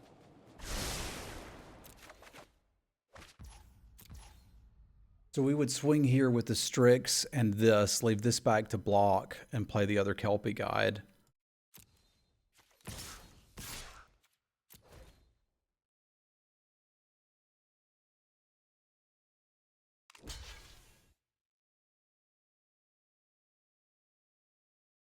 This could allow them to block this instead, but I'm kind of fine with that.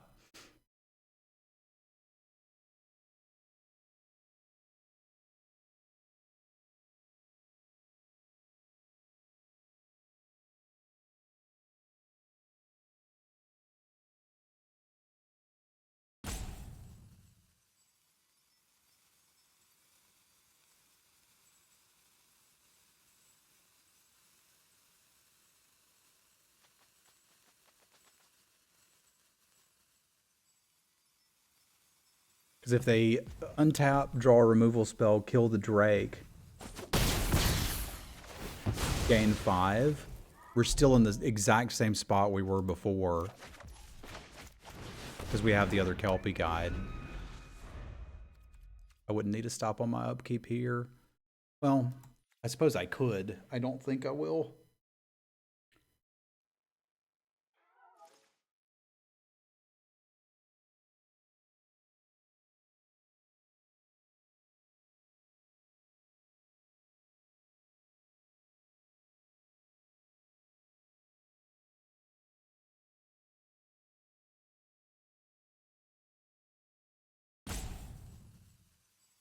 I feel like I get punished for not thinking about the game for like 2 seconds.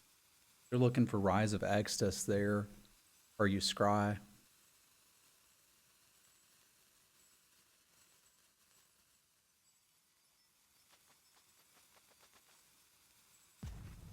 Because they have to deal with that other Kelpie.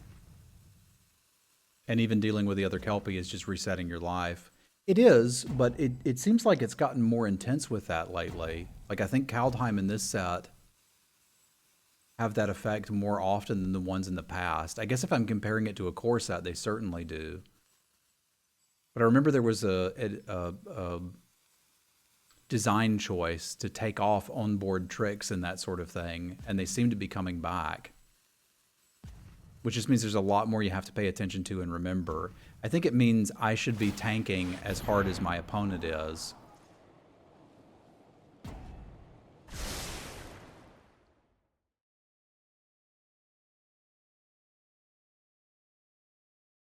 Rather than just kind of clicking the buttons and playing the game.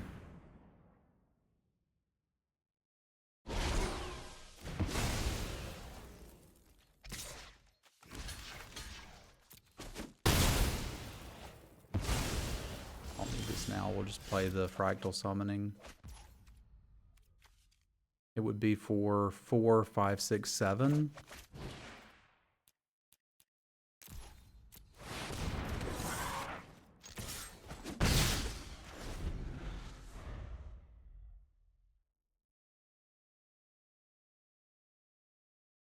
Yeah, all of these cards just have multiple abilities that trigger off of one thing or another.